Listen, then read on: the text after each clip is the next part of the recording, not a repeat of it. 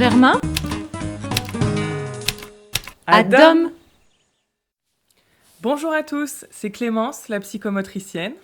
Et je suis Blandine, la musicothérapeute de l'accueil de jour Saint-Germain. Aujourd'hui, nous vous proposons un nouveau voyage dans notre épisode de contes en musique.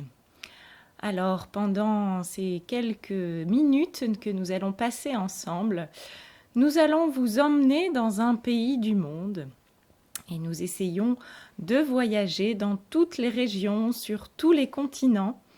Alors, nous n'allons pas vous donner tout de suite notre destination. Nous laissons un peu de mystère et nous allons, pour la première découverte, la faire en musique. Donc, nous ne vous disons pas quel continent, nous ne vous disons pas quel pays, mais nous espérons que cette musique vous fera voyager très loin. Alors, sans plus attendre, je vous propose de découvrir notre destination en musique.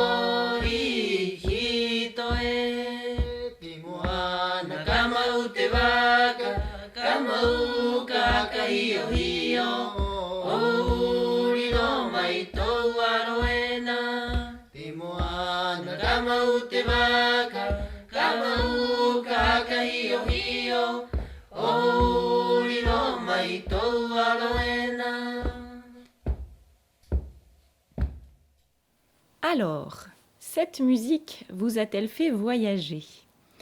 Si oui, peut-être avez-vous une idée du continent dans lequel nous nous trouvons aujourd'hui ? Est-ce que vous avez reconnu des instruments ? Est-ce que la langue est une langue que vous avez déjà entendue ou au contraire, est-ce quelque chose qui vous est totalement inconnu ? Alors, peut-être voyage-t-on en Afrique ou alors en Asie ? Est-ce que cette musique vous semble proche de nous ? Peut-être est-elle européenne ou alors vient-elle d'un autre continent ? Je vous laisse réfléchir un instant. Les instruments, les voix, la langue, la mélodie, le rythme peuvent être des indices pour trouver la destination du jour. Alors, sachez que ce n'est pas facile. C'est une destination un peu lointaine. C'est une destination qui est assez mystérieuse aujourd'hui. Nous allons voyager sur une île. Mais c'est une île perdue au milieu d'un océan. Alors, est-ce que ces indices vous aident à trouver notre destination ? Peut-être que si je vous dis que cette île est rattachée à un pays d'Amérique du Sud, cela vous aidera. Elle est rattachée au Chili. Alors, certains d'entre vous ont-ils trouvé ? Il s'agit de l'île de Pâques, cette île mystérieuse où l'on trouve notamment des sculptures très grosses en forme de tête humaine. Alors cette île, peut-être la connaissez-vous, mais elle est encore pleine de mystères aux yeux des hommes. Aujourd'hui, nous allons la découvrir davantage en voyageant à travers sa musique et en voyageant également avec les contes. Alors, je laisse la parole à Clémence qui va vous conter une histoire de l'île de Pâques. Cette histoire sera interrompue par des musiques de cette île mystérieuse.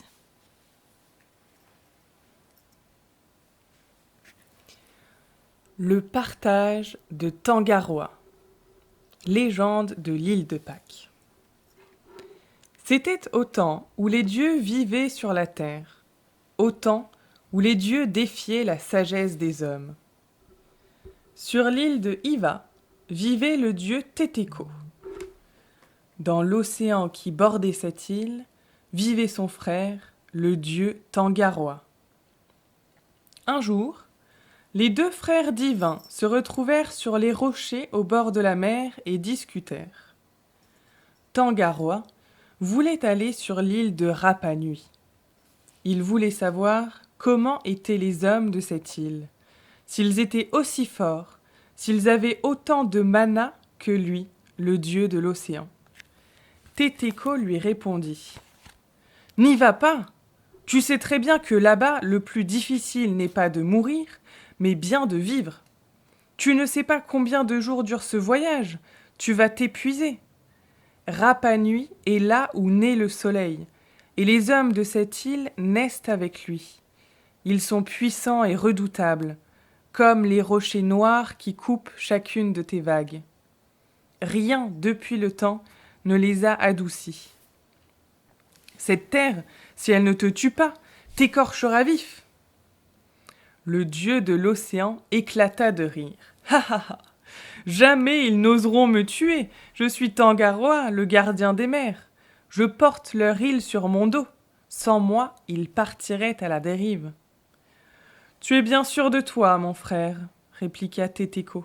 « Va, mais fais attention. Peut-être les rayons du soleil les ont-ils rendus aveugles. » Sur ces paroles, les deux frères divins se quittèrent.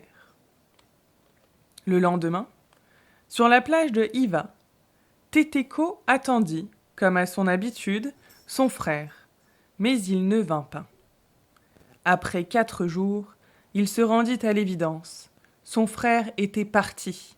Ses recommandations ne l'avaient pas dissuadé. Soucieux, Tétéko prit sa pirogue et partit à son tour jusqu'à Rapa Nui. Long fut son voyage en direction du soleil levant. Quand il arriva, il appela « Tangaroa, où es-tu » Il n'eut pas de réponse.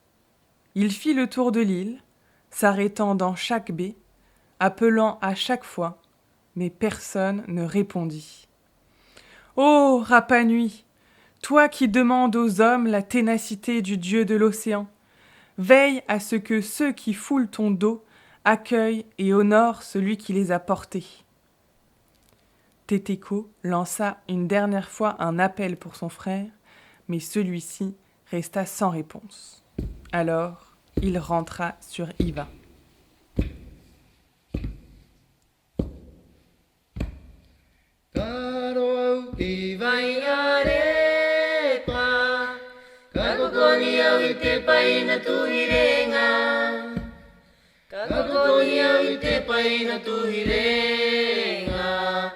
Te pai na tu hirenga i vai matae.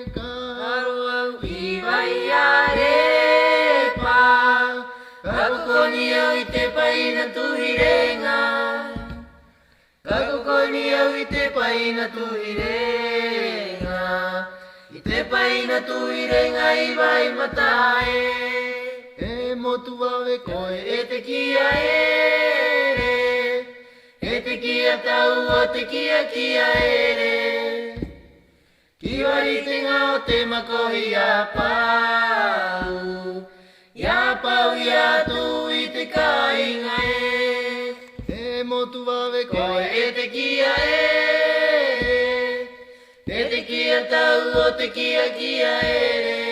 Ki wari te ngā o te makohi a pau. Ia pau ia tu I te kāinga e. Karo au I vai arepa. Kako koni au I te paina tuhirenga. Kako koni au I te paina tuhirenga. I te paina tuhirenga I vai matae. Karo au I vai arepa. Kako koni au I te paina tuhirenga. Kako koni au I te paina tuhirenga. I te paina tuhirenga I vai matae. O hiwa te atua a moa poko. Tutu hangaraki raki I te umu. Au e veriri wahina mangoe. E pena pena hanga maitaki I te umu e. O hiwa te atua a moe poko. Tutu hangaraki raki I te umu. Au e veriri wahina mangoe. E pena pena hanga maitaki I te umu e. Haro au I vai arepa. Kako koni au I te paina tuhirenga. Kako koni au I te paina tuhirenga. I te paina tuhirenga I vai matae. Haro au I vai arepa. Kako koni au I te paina tuhirenga. Kako koni au I te paina tuhirenga. I te paina tuhirenga I vai matae. Quelques jours plus tard, sur l'île de Rapa Nui, une femme se leva aux premières lueurs du jour. Elle sortit de sa maison en forme de coque de bateau, remit du bois dans le feu et descendit à la mer, dans la baie de Anga-Iti. Elle releva son panier pour voir les poissons ou les langoustes capturés durant la nuit. Dans la nasse, il n'y avait rien, mais un peu plus loin, sur les rochers, se trouvait un phoque échoué. Le phoque ne bougeait pas, mais il était toujours en vie. Il était maigre et semblait très affaibli. Aussitôt, elle repartit chez elle, réveilla son mari. « Il y a un phoque dans la baie, vite !» Le mari appela d'autres hommes, et tous partirent, filet et corde à la main. Le phoque semblait dormir.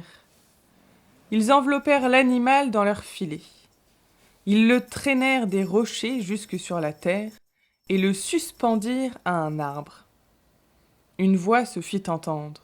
« Pourquoi m'attacher ainsi ? Je suis le gardien des mers, je suis Tangaroa, détachez-moi !»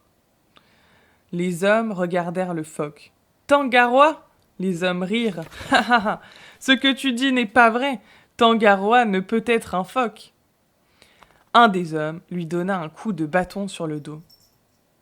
« Tangaroa est tout, et partout dans la mer. Il peut porter celui qui s'égare, ou refermer ses vagues sur la pirogue comme une mâchoire. Il est la goutte, ou la mer immense. Il est le père des poissons, et peut prendre leur apparence. Pourquoi me frapper ainsi ? Ce que tu dis n'est pas vrai, Tangaroa n'est pas maigre comme toi. » Et l'homme lui donna un deuxième coup de bâton. « Ah, je suis Tangaroa, celui qui baigne vos pieds. Je suis Tangaroa, celui qui a porté sur son dos vos anciens. je suis Tangaroa, père des Maui, vous ne pouvez me traiter ainsi. » Mais le dieu avait beau parler, les hommes le rossèrent dans de grands éclats de rire. « Tu n'es qu'un phoque et c'est dans nos ventres que tu finiras. » Ils le découpèrent alors en morceaux. Seulement, le phoque ne mourait pas, et les morceaux continuaient de parler. « Je suis Tangaroa, même morcelé, je suis et resterai. Tu vas finir par te taire ? Aucun animal de la mer ne résiste au feu. Alors, brûle dans celui-là. » Les hommes déposèrent les 8 morceaux du phoque dans le feu que la femme avait préparé.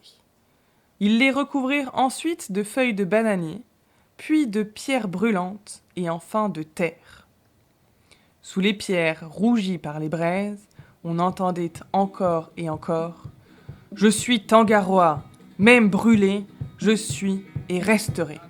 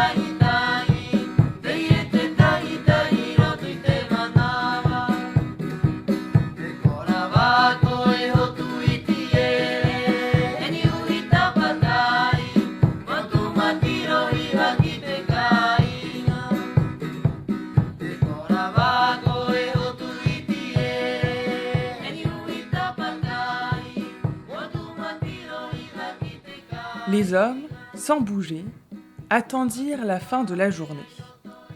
Quand ils ouvrirent le four, ce fut la stupeur. Les morceaux n'étaient pas cuits. Aussitôt, les hommes firent un deuxième four, plus grand, plus chaud. La cuisson dura 2 jours, et quand ils enlevèrent les pierres, les morceaux du phoque n'étaient pas encore cuits.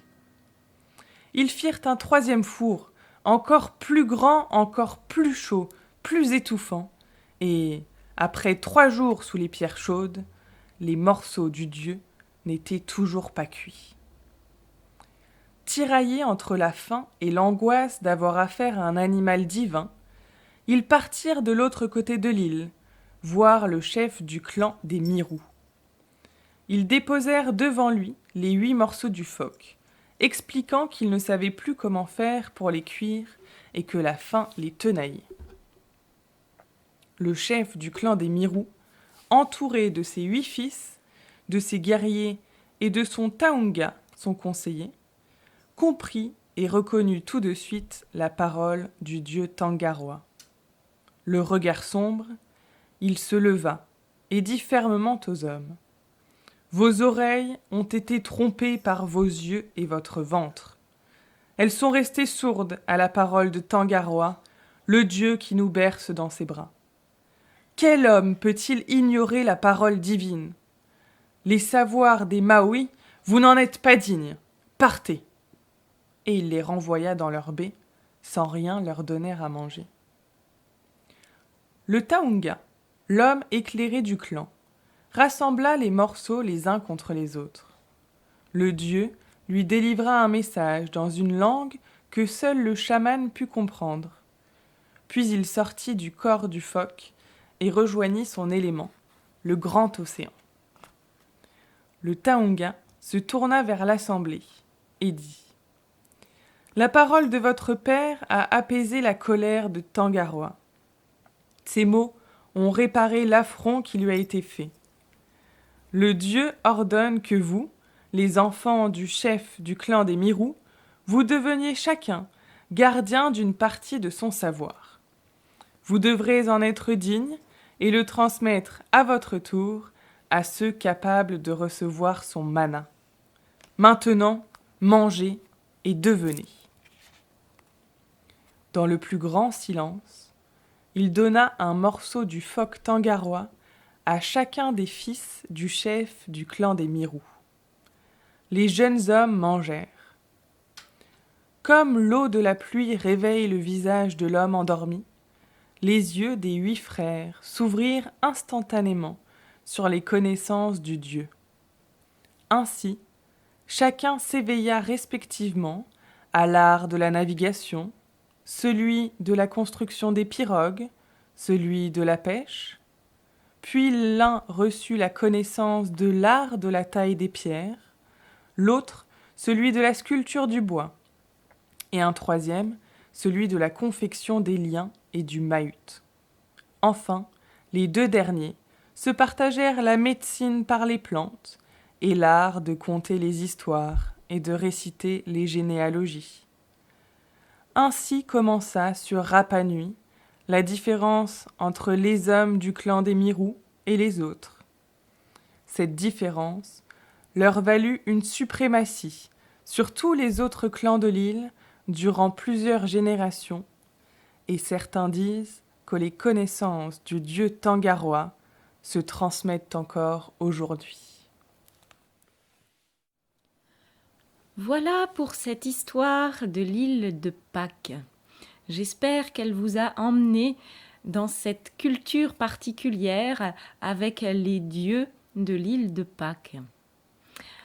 Nous avons terminé notre séance en ce qui concerne le conte, mais nous allons quand même nous plonger dans une dernière musique de l'île de Pâques. Alors, ces musiques que nous écoutons depuis le début de la séance sont des chants traditionnels qui comptent également les histoires et les légendes ancestrales de cette île. C'est parti pour la dernière musique. Oh,